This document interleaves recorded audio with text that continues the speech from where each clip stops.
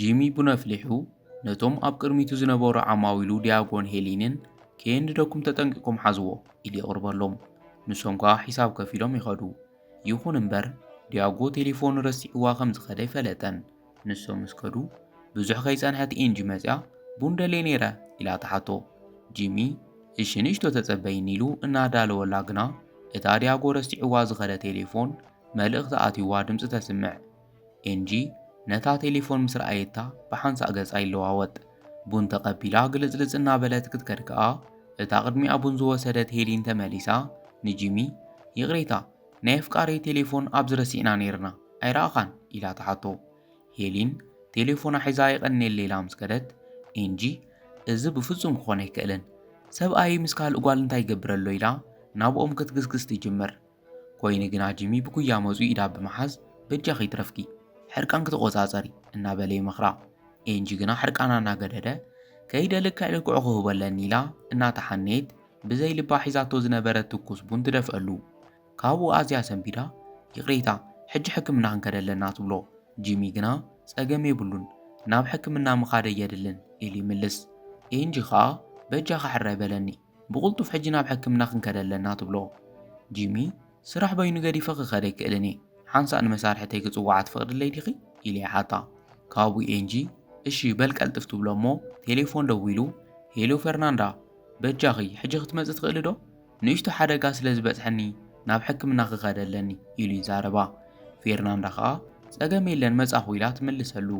ካብኡ ቴሌፎን ብምዕጻው መሳርሕተይ ትመጽእ ኣላ እያ በጃኺ ንእሽቶ ደቓይቕ ተጸበይኒ ኢሉ ይሓታ። ብዙሕ ከይጸንሐት መሳርሕቱ ፌርናንዳ ትመጽእ እሞ ብስምባደ ጂሚ ደሓን ዲኻ ኢላ ተሓቶ።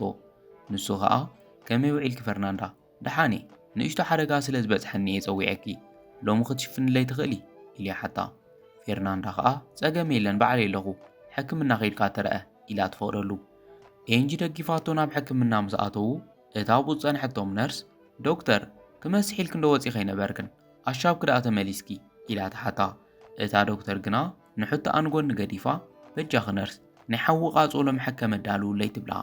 እታ ነርስ ከመይ ዝበለ ሓደጋ ኢላ ምስ ሓተተታ ቀዳማይ ብርኪ ግን ከዓ ናይ ሕጂ እዩ ኢላ ትምልስ።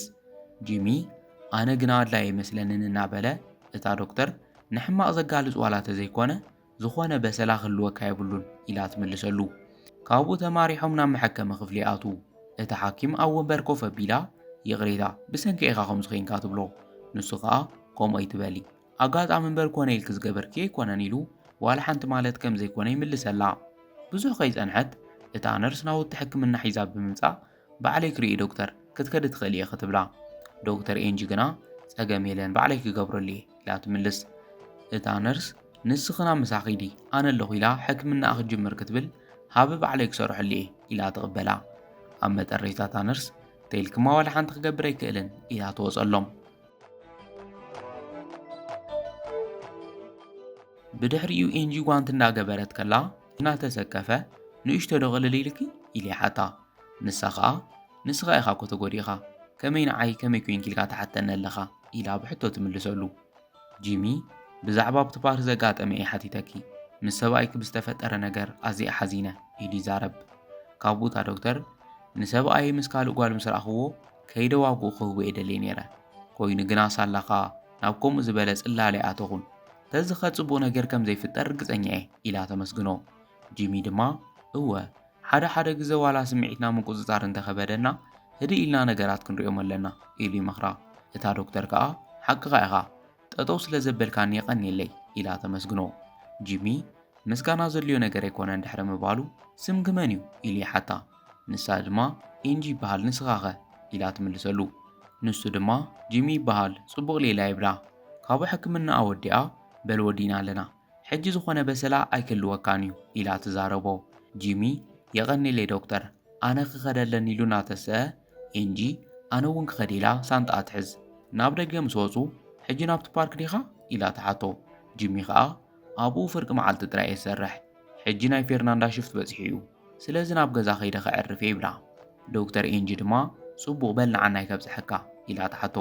ጂሚ ኣየድልን ባዕለይ ክኸደ ምስ በላ በጃኻ ኣነ እውን ስምዒት በዳልነት ከይስምዐኒ ንኸብፅሐካ ፍቐደለይ ኢላ ትልምኖ። ኣብ መጠረሽታ ጂሚ ጽቡቕ እሺ ንኺድ ኢሉ ይሰማማዕ። ኣብ መንጎ እዚ ግና ቴሌፎና ትድውል እሞ ገጻ እናተለዋወጠ ሓንሳእ ጽናሕ ኢላቶ ቴሌፎና ተልዕል። ካብኡ ሰብኣያ ዲያጎ ከመይ ውዒልኪ ኤንጂ ኣበይ ኣለኺ ብወሳኒ ጉዳይ ደልየኪ ነይረ ኢሉ ይሓታ። ንሳ ኸኣ ሕርቃን ኣብ ድምጻ እናተነበበ ኣነ እውን ብቕልጡፍ ከዛርበካ ይደሊ እየ ኢላ ትምልሰሉ። ካብኡ ሰብኣያ ጽቡቕ በለብ ገዛ ኣለኹ መጺእ ክርከበኒ ይብላ። ዲያጎ ቴሌፎኑ ምስ ዓጽወ ውሽሙኡ ሄሊን መጺያ ናይ ተንኰል ሰሓቕ እናሰሓቐት ተሓቕፎ። ብኻልእ ገጽ ኤንጂ ንጂሚ ይቕሬታ ቅድሚ ናብ ገዛኻ ምኻድና ብገዛ ጌርና እንተሓለፍና ቐሪብ ለካ ድዩ ኢላ ተሓቶ። ጂሚ ኸኣ ስራሕ እንድሕር ሃልይክ ብዛዕባይ ክጭንቕ ኣይደልን ባዕለይ ክኸድ ይኽእል እየ ኢሉ ይዛረባ። ንሳ ድማ በጃኻ ንዓይለ እየ ንኸብፅሐካ ሓቲተካ ኣብ ገዛይ ንዝንግዕን ኢና ትብሎ።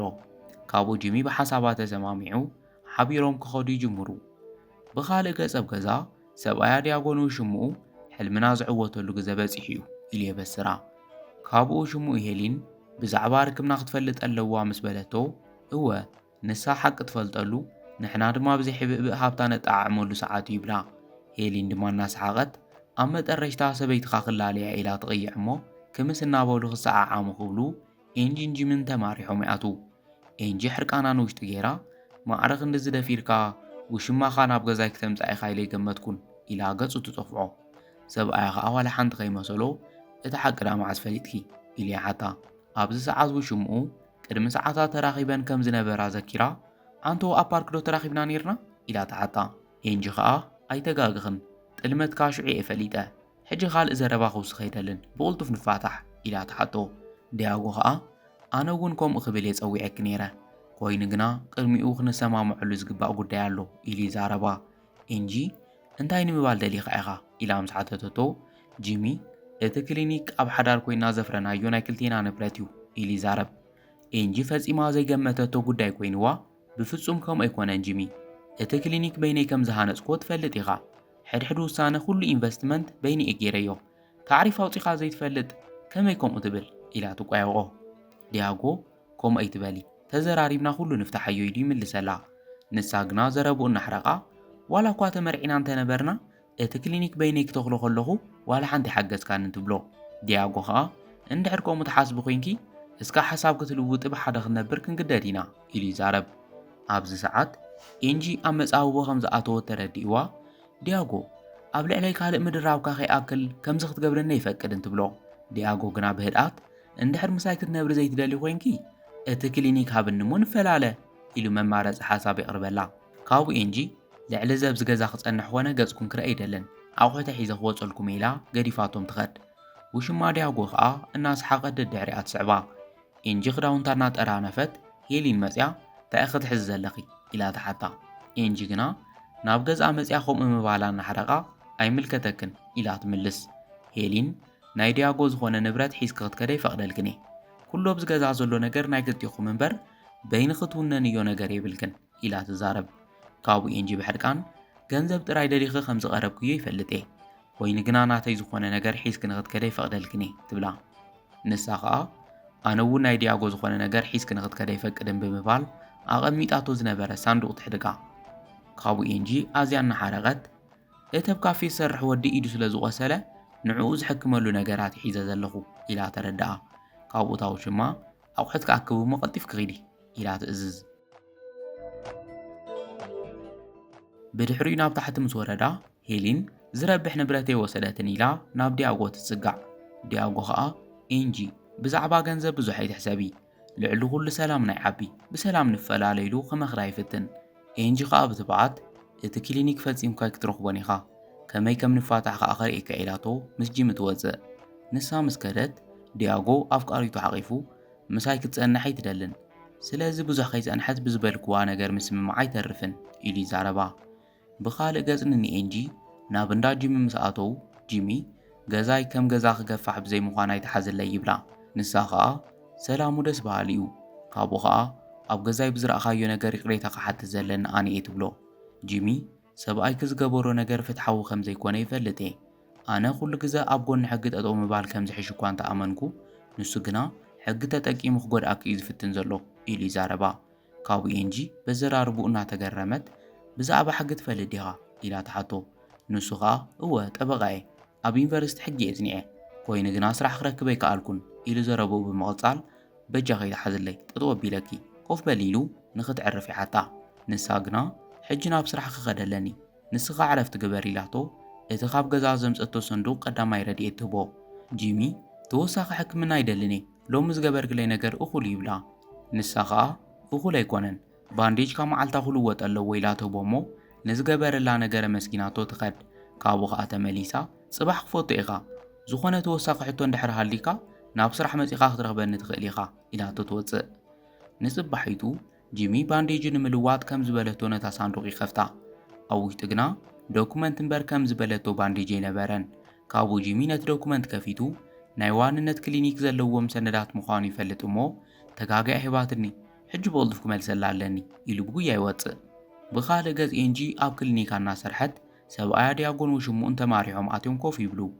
ካብ ቦታ ውሽማ ጠበቓ ምዃና ብምግላጽ ብዛዕባ ትፍትሕ ክንዘራረብ ኢና መጽ እቲ ናይ ፍትሕኩም ሰነድ ተዳልዩ ናትክ ፌርማን ናይቲ ክሊኒክ ናይ ዋንነት ሰነድን ጥራይ ዝተርፍ ትብላ ዲያጎ እውን ተቐቢሉ እንታይ ከም ንሰማማዕ ትማሊ ነጊረክ እየ ኢሉ ይዛረብ ዶክተር ኤንጂ ኸኣ እወ ተዛሪብካ ነርካ ኣነ ግና ሓሳበይ ይለወጥኩን ኢላ ትምልሰሉ ካብ ቦታ ውሽማ ከምኡ እንተኾይኑ ጉዳይኩም ብሕጊ ንምውዳቕ ክንግደድ ኢና እዚ ክሊኒክ ኣብ ሓዳር ኮይንኩም ዘፍረኹሞ ስካዕ ዝኾነ እናበለት ኤንጂ ከምኡ ኣይኮነን ነቲ ክሊኒክ ዝኾን ገንዘብ ቅድሚ ምስኡ ምርዓዊ ኣኪበዮ ኢላ ትኾልፋ ዲያጎ ድማ ከምኡ ምዃኑ እንታይ መረጋገጽ ኣለኪ ኢሉ የፍጥጠላ እሞ ካብዚ ኩሉ እቲ ናይ ዋንነት ሰነድ ሃብኒ እሞ ንፈላለ ኢሉ ይሓታ ኤንጂ ግና ምሳይ የለን ኢላ ትምልሰሉ ካብኡ ዲያጎ ትማለብ ገዛ እውን ደሊና ክንረኽቦ ይከኣልናን ኣበይ ክዳእ ጌርክዮ ኢሉ ይሓታ ኤንጂ ምሳይ የለን እኮ ይብለካ ኣለኹ ኢላ ትዛረቦ ካብኡ ዲያጎ እናሓረቐ ስለዚ ብፍትወት እንድሕር ምስምማዕ ዓቢኺ ብሕጊ ክንፈትሖ ክንግደድ ኢና ይብላ ኣፍቃሪቱ ድማ ከምኡ እንድሕር ኮይኑ ተነኣሰ ፍርቂ ተኻፈሉ ኢኹም ክትበሃሃሉ ኢላ ተፈራርሓ ካብኡ ኤንጂ ኣነ እውን ብቐሊሉ ይህበካነ እዚ ክሊኒክ ንስኻ ካብ ትወስዶ ንኻልእ ሰብ ተዝህቦ ይመርጽ ኢላ ናይ መጠረሽታ ውሳነኣ ምዃኑ ተፍልጦ ኣብ መንጎ እዚ ጂሚ መጺኡ ንዲያጎ ምስ ረኣዮም ይቕሬታ ባንዴጀይ ንምልዋጥ ቆፀሮ ነይርኒ ይብላ እሞ ንዕኡ ንኽኣቱ ነጊራ ንዲያጎ ውፅለይ ትብሎም ካብኡ ጂሚ እዚ ናይ ዋንነት ሰነድ ኣብ ዝረኺበዮ ኢሉ ካብቲ ሳንዱቕ ኣውፅኡ ይህባ ንሳ ኸኣ ኮኔልየ ቐሚጠዮ ትብሎ ጂሚ ንምንታይ ኢሉ ምስ ሓተታ ምኽንያቱ ካልእ ዘቐምጠሉ ቦታ ኣይነበረንን ንዖም ክገድፈሎም እውን ኣይደለኹን ኢላ ትምልሰሉ ካብኡ ዘረባ ብምቕጻል ነዚ ክሊኒክ ብዙሕ መስዋዕቲ ከፊል ኢኻ ሃኒፀዮ ስለዚ እናተወሰደ ስቒለ ክረአ ይደልን ኢላ ትዛረብ ጂሚ ድማ ንሱ ይፈልጥ ግን ንምንታይ ምሳይ ክትሓብእዮ ደሊኺ ኢሉ ይሓታ ኤንጂ እዞም ሰነዳት ሰብ ከይረኽቦም ስለ ዝደለኹ እየ ምሳኻ ገዲፈዮም በጃኻ ሰብኣይ ንኸይረኽቦ ሓግዘኒ ኢላ ትልምኖ ጂሚ ድማ ሻቑለት ይርድአኒ እዩ ኮይኑ ግና እዞም ሰነዳት ምሕባእኺ ንሰብኣይ ክፍርቅኻ ምሕታት ኣይግድቦን እዩ ኢሉ ይመኽራ ኣብዚ ሰዓት ኤንጂ እናተሓጐሰት ጠበቓይ ክትኮን ትኽእል ዶ ኢላ ትሓቶ ጂሚ ግና ከይመለሰላ ስቕ ይብል በጃኻ ኢላ ምስ ለመነቶ ግና ዶክተር እዚ ጉዳይ ክሊኒክ ክኸስእነኪ ዝኽእል ዝተሓላለኸን ከቢድን እዩ ኢሉ የጠንቅቓ ንሳ ኸኣ ንሱ ስለ ዝፈልጥ ጠበቓ ይኩን ኢለ ዝልምነካ ዘለኹ ይኣምነከ በጃኻ ሓግዘኒ ትብሎ ኣብ መጠረሽታ ጂሚ ንሕቶኣ ተቐቢሉ ዝግባኣክ ንኽትረኽቢ ዝኸኣልኩ ኩሉ ክገብር ይብላ ድሕሪ ዝተወሰነ እዋን ፍትሖም ንምውዳእ ናብ ውዕልን መርትዖም ይኸዱ እቲ ፍትሕ ዝፍጽም ሰራሕተኛ ኣብ መዝገብኩም ከም ዝሪኦ ዘለኹ ሃብቲ ክፍፍል ዘለዎ ፍትሕ ክትፍጽሙ ኢኹም ደሊኹም ኢሉ ይዛረቦም ሄሊን ከኣ እወ ዓሚሌ ኣቶ ዲያጎ እቲ ክሊኒክ ኣብ ሓዳር ኮይኖም ዘጥረይዎ ስካዕ ዝኾነ ሃብቲ ክልቲኦም ምዃኑ እዩ ዝገልጽ ዘሎ ስለዚ ብማዕረ ክማቐሉ እውን ሓትት ኢላ ሓሳባ ተርድእ ካብኡ እቲ ሰራሕተኛ ናብ ዶክተር ዘይሩ ብዝብልዎ ዘለዉ ነገር ተሰማምዕ ዲኺ ኢሉ ይሓታ ዶክተር ኤንጂ ከምኡ ኣይኮነን ኢላ ንሓሳቡ ምስ ነጸገቶ ጂሚ እቲ ክሊኒክ ናይ ሓባር ንብረት ኣይኮነን ሙሉእ ንሙሉእ ብናይ ዓሚሌ ገንዘብ ዝተሃነጸ እዩ ኢሉ ሓሳቡ ይገልጽ ናይ ዲያጎ ሽማን ጠበቓን ዝኾነት ሄሊን ብመረዳእታ ክረጋገጽ ኣለዎ ኢላ ሓሳባ ምስ ገለጸት ጂሚ እወ ብዘይ ጭቡጥ መረዳእታ ክረጋገጽ ኣይክእልን ኢሉ መረዳእታ ከም ዘለዎም ይዛረብ ብድሕሪኡ ዲያጎ ኣብ ሓዳር ዝፈረየ ኩሉ ንብረት ናይ ክልቲኦም ሰብ ሓዳር ክኾን ኣለዎ ይብል ጂሚ ኸኣ ተቐቢሉ እወ ግን ከኣ ማዕረ ዝምቀል ብሓደ ዘፍረይዎ ምስ ዝኾን እዩ በብውልቆም ዘፍረይዎ ነናቶም እዩ ኢሉ ይካታዕ ሄሊን ንሓሳቡ ተቃዊማ ዓሚለይ ብተዘዋዋሪ ንዓወት እቲ ክሊኒክ ብዙሕ ደኺሙ እዩ ትብል ከመይ ተባሂላ ምስ ተሓተተት ንምስራሕ ዘኽእላ ሰላም ህድኣትን እቲ ስራሕ ተጀሚሩ እስካብ ዝበጽሕ ዘሎ ግዜ ሞራላዊ ሓገዝን ብምግባር ኢላ ተረድኦም። ጂሚ ግና እዞም ዝተገለጹ ሓገዛት ዋንነት እቲ ንብረት ይልውጡን ኢሉ ኣፎም የትሕዞም። ካብኡ ዲያጎ ጽቡቕ እንድሕር ዘይትሰማምዑ ኮይንኩም ናብ ቤት ፍርዲ ክንከድ ኢና ኢሉ ኸፈራርሖም ይፍትን። ጂሚ ኸኣ ንሕና እውን ከምኡ ኢና ንመርጽ ዓሚለይ ናይቲ ክሊኒክ ጥራይ ዘይኮነ ወናኒት ኩሉ ንብረት ምዃና ብመርትዖታት ተሰኒና ንምቕራብ ኣብኡ ይሕሸና ኢሉ ንሓሳቡ ከም ዝድግፍ ይገልጸሉ። ካብኡ እቲ ሰራሕተኛ ምልልሶም ድሕሪ ምስምዑ እንድሕር ዘይትሰማምዑ ኮይንኩም ናብ ሕጋዊ መስርሕ ኢኹም ክትከዱ ኢሉ ይሕብረሎም። ኣብ መንጎ እዚ ግና ናይ ዲያጎ ውሽማ ምስ ዓሚለይ ክዘራረብ ግዝሃበኒ ኢላ ተሓቶሞ ንበይኑ ፈልያ ዲያጎ ኣብ ቤት ፍርዲ ክንረትዖም ከም ንኽእል ርግጸኛ ኣይኮንኩን ኣብኡ ነገራት ክትሓላለኹ እዮም ትብሎ። ንሱ ኸኣ እንታይ ማለት እዩ ኢሉ ብሕርቃን ይጥምታ። ካብኡ እታ ጠበቓ እቲ ናይ ዋነት ሰነድ ምሳይ የለን እያ ትብል ዘላ ኮይኑ ግና ካበካውንኣ ምስኣ ከም ዘሎ ርግጸኛ እየ ኢላ ትዛረቦ። ዲያጎ ድማ ዝረብሕ ንብረት ካብ ገዛይ ወሰደትን እንዶ ይበልክንን ኢሉ ይሓታ። ሄሊን እወ ክዳውንታን ናይ ቀዳማይ ረድኤት ሳንዱቑን ጥራይ ወሲዳ ኣብቲ ሰዓት ኣይጠርጠርክዋን ኣብ ክሊኒክ ግና እቲ ዶኩመንት ካብቲ ሳንዱቕ ወፂኡ እናሃባ ርኢዩ እየ ብርግጽ እቶም ናይ ዋነት ሰነዳት እዮም ነይሮም ኢላ ትገልጸሉ። ካብኡ ዲያጎ ዝገበርና ጌርና ሕጂ ክንረኽቦ ኣለና ይብላ እሞ ናብኦም ተመሊሶም ተወሳኺ ሰነድ ክነምጽእ ስለ ዘለና 20 ደቂቕ ይወሃበና ኢሎም ይሓቱ። ብድሕሪ ናብ እንዳ ጂሚ ገዛ እናኸዱ ጂሚ ናይ ሰባት ገዛ ምፍላጥ ንፍዕቲ ኢኺ ኢሉ ከመይ ከም ዝፈለጠቶ እናገሮም ይሓታ። ንሳ ኸኣ ሕጋዊ ጠበቓ ኮይንካ እንትትምዝገብ ኣድራሻኻ ይተሓዝዩ ካብኡ የፈሊጠ ብምባል ትምልስ። ካብኡ ናብ ገዝኡ ብምኻድ ንኣካራይቱ ረኺባ ከመይ ውዒልኪ እንዳ ጂሚ ኣብዚ ድዩ ኢላ ተሓታ። ንሳ ኸኣ እወይ ተጋገኹምን ግን ሕጂ የለን ኢላ ትምልሰሎም። እታ ጠበቓ ከም ትፈልጦ ንምርግጋጽ እወ ቤት ጽሕፈት ጉዳይ ስለ ዘለዎ እዩ ዘሎ ኢላ ትምልስ። እታ ካራይት ንሱ እውን ከምኡ ኢልኒ ይኸይዱ ምስ በለት ንንዲያጎ መሳርሕቱ ኢና ኣጋጣሚ ሓደ ውሳነ ሰነድ ስለ ዝረስዐ ክንወስደሉ ኢና መጺና ይብልዋ።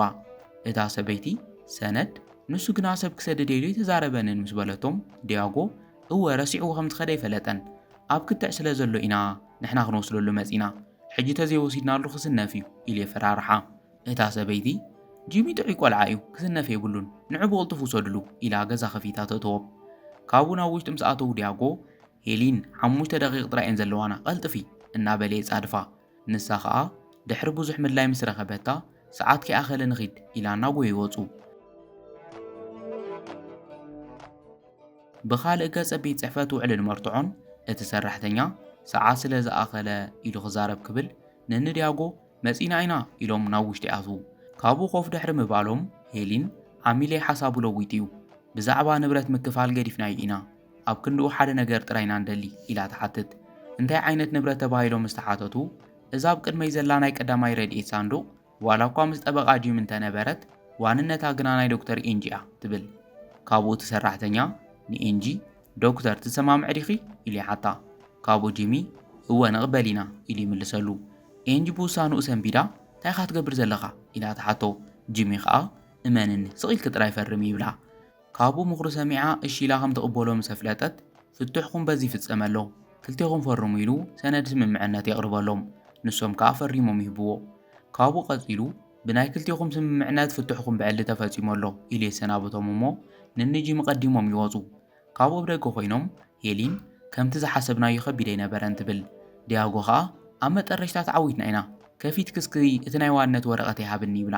ኮይኑ ግና ብዝገርም መልክዑ እቲ ሰነድ ኣብ ውሽጢ ክትረኽቦ ኣይከኣለትን። የለን ምስ በለቶ ዲያጎ ናበይ ከይዱ እናበለ ክጽለል ይብል። ሄሊን ከዓ ኣብኡ ከም ዝነበረ ብዓይኒ ርኢ እየ እናበለት ትምሕለሉ። እዚ እናተባሃሉ ንንጂሚ ካብቲ ቤት ጽሕፈት ምስ ወፁ እቲ ሰነድከ ኢሉ ይሓቶም። ጂሚ ድማ ከም ትረኽብዎ ርግጸኛ ስለ ዝነበርኩ ካብ ወልዒለብ ካልእ ቐሚጦ እየ ኢሉ ከም ዘተሃለሎም ይረጋግጸሎም። ዲያጎ ፈጺሙ ክኾነ ኣይክእልን ምስ በለ ጂሚ ዝግብኣኩም ኢኹም ረኺብኩም ይብሎም። ሄሊን ምእማኑ ሲኢና ሓቂ ክኾነ ኣይክእልን ትብል። ንንጂሚ ግና ስቒሎም ሰጊሮምዎም ይኸዱ። ካብኡ ጂሚ ንሄልን ብሰንኪ እዩ ንዓኺ ምእማነ ኢቲ ጌጋ እናበለ ይወቕሳ። ንጽባሒቱ ጂሚ ንኤንጂ ሒዝዋ ናብ ዝሰርሓሉ ፓርክ ይኸድ። ኤንጂ እንታይ ክንገብር ኢና መጺና ኢላ ምስ ሓተተቶ ሓንሳ ኣጸንሒሉ ናብ ፌርናንዳ ብምኻድ ካብ ውሽጢ ዋንነት እቲ ክሊኒክ ዝገልጽ ሰነድ ኣውፅኡ ይህባ። ኤንጂ እናተሓጐሰት ንኹሉ ዝገበርካለይ ነገር ይቐኒየለይ ኢላ ተቕበሎ እሞ ናይ ክሊኒከይ ጠበቓ ክትኮን ትደሊ ዶ ኢላ እንድሕር ፍቓደኛ ኮይኑ ተሓቶ። ጂሚ ከዓ ከኣምን ኣይክእልን ሓቂ ኽዲኺ ኢሉ ንምርግጋጽ ይሓታ እወ ምስ በለቶ ድማ ተሓጒሱ ከኽርዖኪ ይብላ ኣብ መጠረሽታ ኤንጂ ሕጂ ንኺድ ብዙሕ ስራሕ ይጽበየና ዘሎ ኢላቶ ንፌርናንዳ ተሰናቢቶም ብሓባር ይኸዱ